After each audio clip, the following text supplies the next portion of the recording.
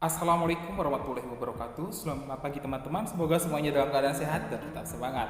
Di pertemuan kali ini saya akan mencoba menyampaikan materi klasifikasi tipe iklim dan pola iklim global.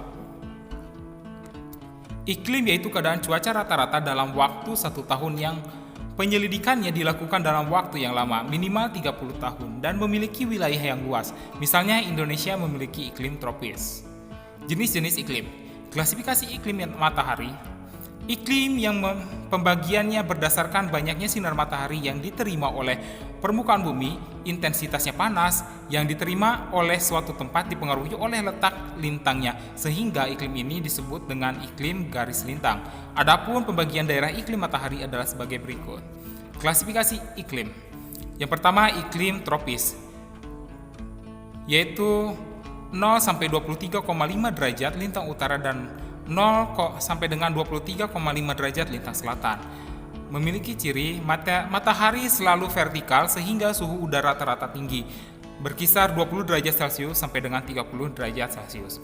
Yang kedua, tekanan udara lebih rendah dan berubah secara perlahan dan beraturan. Yang ketiga, kejadian hujan lebih banyak daripada banyaknya wilayah lainnya. Yang kedua, iklim subtropis, berada pada 23,5 derajat sampai dengan 40 derajat lintang utara dan 23,5 derajat sampai dengan 40 derajat lintang selatan. Memiliki ciri sebagai berikut. Daerah peralihan antara iklim tropis dan iklim sedang. Dan kedua, terdapat 4 musim, yaitu musim semi, musim panas, musim gugur, dan musim dingin. Yang ketiga, pada musim panas suhu tidak terlalu panas dan pada musim dingin suhu juga tidak terlalu dingin. Yang keempat, jika hujannya jatuh pada musim dingin disebut dengan iklim Mediterania, dan jika hujannya jatuh pada saat musim panas disebut dengan iklim Tiongkok. Yang kelima, wilayah yang memiliki iklim subtropis antara lain meliputi sebagian besar Eropa kecuali Skandinavia, kawasan Asia Tengah, Asia Timur dan Asia Barat sebelah utara, Amerika Serikat, Amerika Selatan, dan Afrika Utara, Afrika bagian selatan, dan Australia. Ketiga, iklim sedang, berada pada 40 derajat sampai dengan 66,5 derajat lintang utara dan 40 derajat sampai dengan 66,5 derajat lintang selatan. Memiliki ciri pertama, tekanan udara sering berubah-ubah. Kedua, arah angin yang tertiup berubah-ubah, tidak menentu, kadang menimbulkan badai yang tiba-tiba. Yang keempat, iklim dingin, berada pada 40 derajat sampai dengan 66,5 derajat lintang utara dan 40 derajat sampai dengan 66,5 derajat lintang selatan. Memiliki ciri terdapat iklim tundra, yaitu musim dingin yang berlangsung lama, sedangkan musim berlangsung singkat. Udara kering. Pada musim dingin, tanah selalu membeku karena tertutup oleh lapisan es dan salju sepanjang tahun.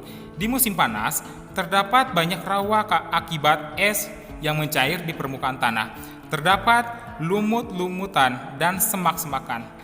Wilayahnya meliputi Amerika Utara, pulau-pulau di utara Kanada, pantai selatan Greenland, dan Serbia bagian utara. Yang kedua, terdapat iklim es, di mana terdapat salju abadi akibat suhu yang terus-menerus rendah. Wilayahnya meliputi kutub utara, yaitu Greenland dan Antartika di kutub selatan.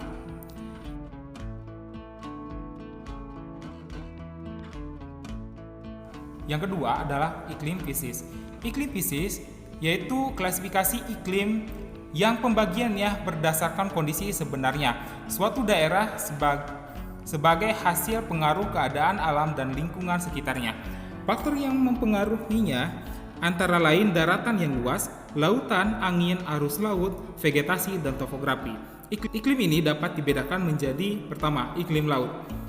Iklim laut terletak di daerah yang dikelilingi oleh lautan. Ciri-cirinya antara lain penguapan tinggi, udara selalu lembab, langitnya tertutup awan, perbedaan suhu antara siang dan malam hari rendah, serta memiliki curah hujan yang rendah, serta memiliki curah hujan yang sangat tinggi. Yang kedua, iklim darat. Iklim darat yaitu iklim yang tidak dipengaruhi oleh angin laut karena letaknya di tengah-tengah benua.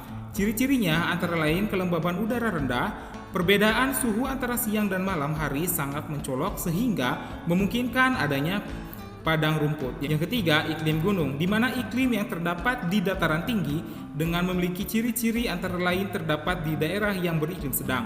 Hujan hanya terjadi di lereng yang menghadap angin dan kadang banyak turun salju. Yang keempat, iklim musim. Iklim musim yaitu iklim yang terdapat di daerah yang dilalui oleh angin musim, sehingga musim berganti setiap setengah tahun.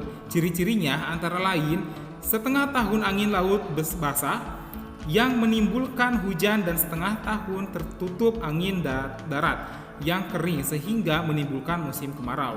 3. Iklim menurut Köppen. Köppen membuat klasifikasi iklim seluruh dunia berdasarkan suhu dan kelembaban udara. Kedua unsur iklim tersebut sangat besar pengaruhnya terhadap permukaan bumi dan akibat dan kehidupan di atasnya.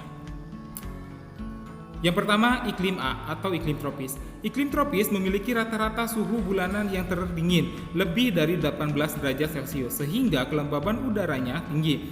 Yang kedua, iklim B atau iklim kering. Pada iklim kering, proses penguapan air lebih tinggi dibandingkan dengan kejadian hujannya sehingga tidak terdapat kelebihan air tanah dan sungai permanen. Yang ketiga, iklim C atau iklim sedang hangat.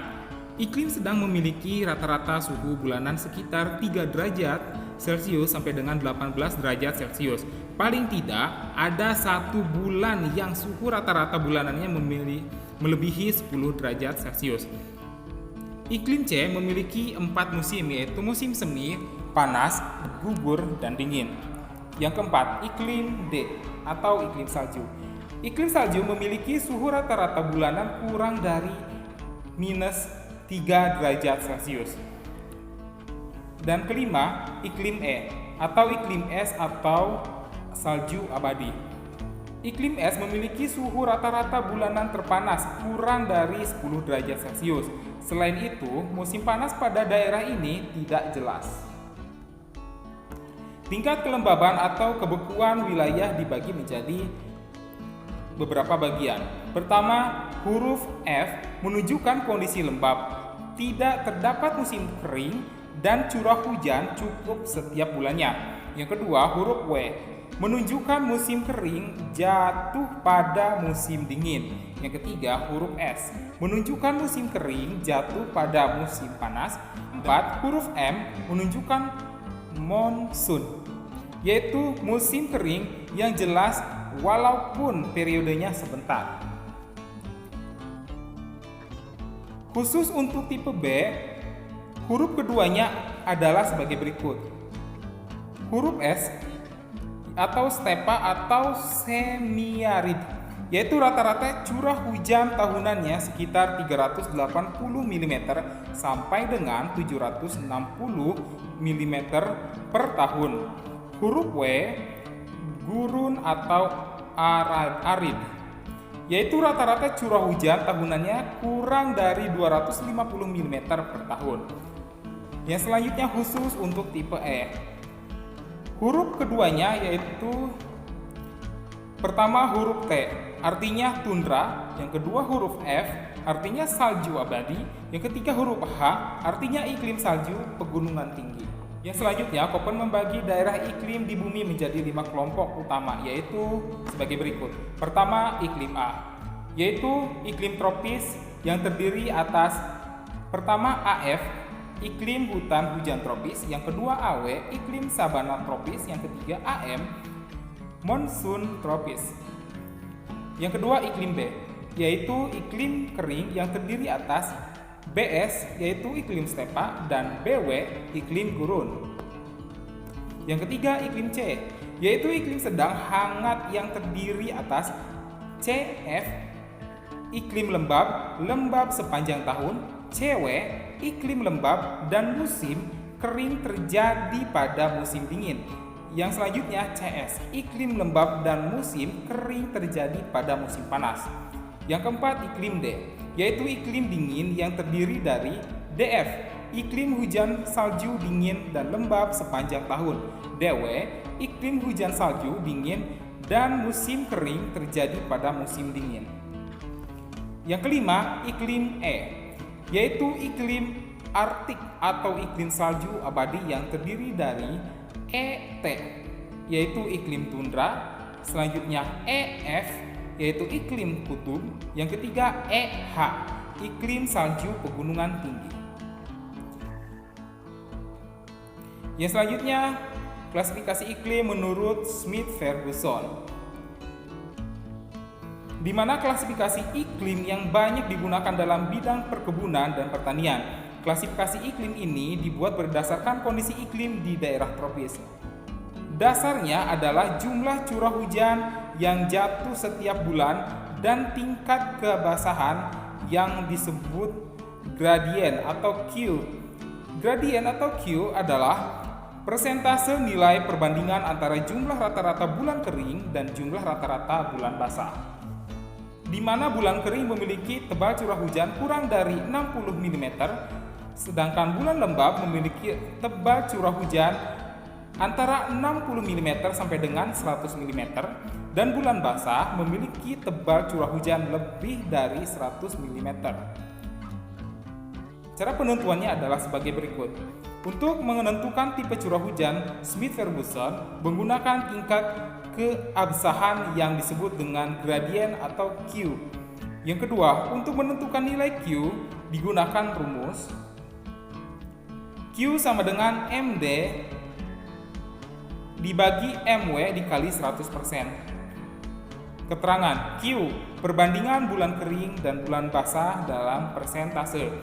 MD atau mean atau rata-rata bulan kering, yaitu jumlah bulan kering dibagi jumlah tahun pengamatan.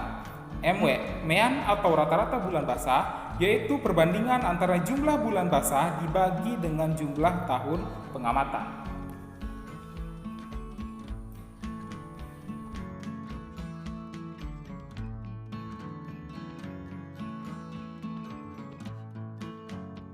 Berikut adalah tabel nilai Q.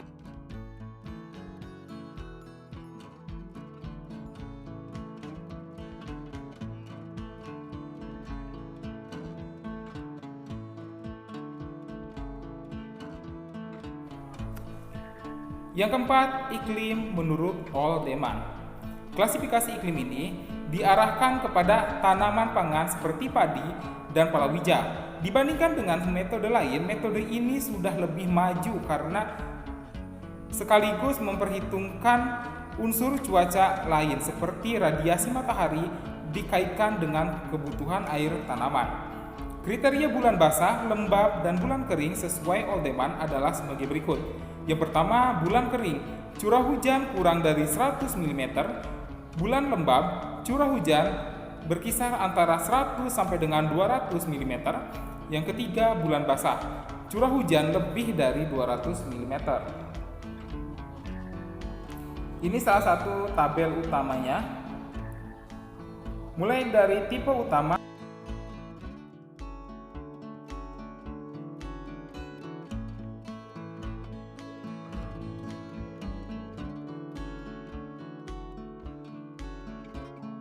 Ini adalah cara menentukan iklim menurut Oldeman.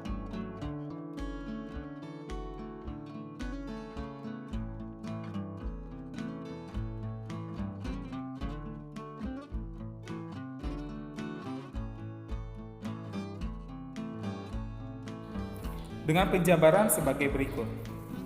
Tipe iklim A1 dan A2 dengan penjabaran sesuai untuk padi terus-menerus, tetapi produksi kurang karena pada umumnya kerapatan fluks radiasi surya rendah sepanjang tahun.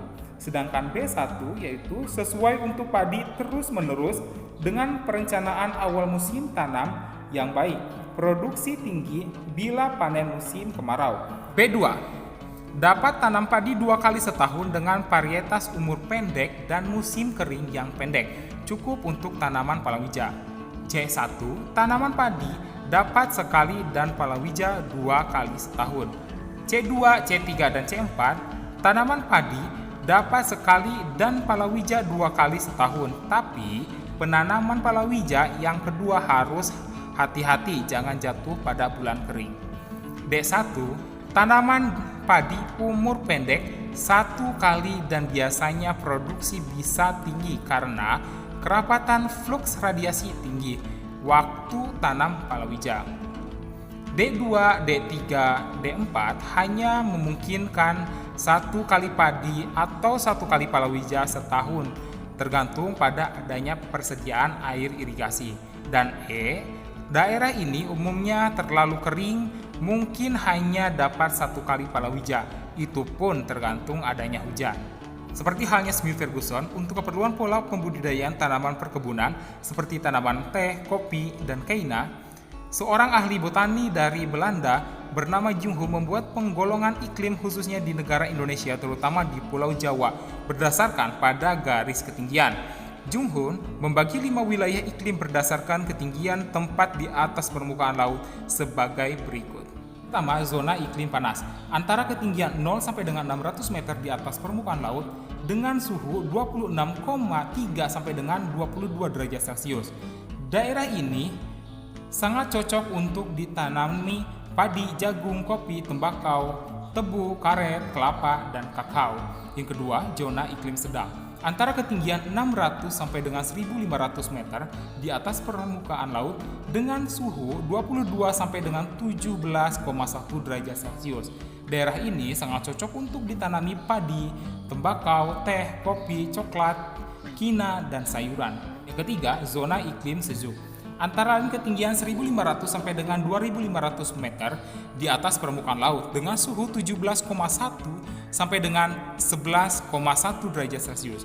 Daerah ini sangat cocok untuk tanaman teh, kopi, kina, dan sayur-sayuran. Zona iklim dingin, antara ketinggian lebih dari 2500 meter di atas permukaan laut dengan suhu 11,1 sampai dengan 6,2 derajat Celcius. Tumbuhan yang masih mampu bertahan adalah lumut dan beberapa jenis rumput, dan tidak ada tanaman budidaya.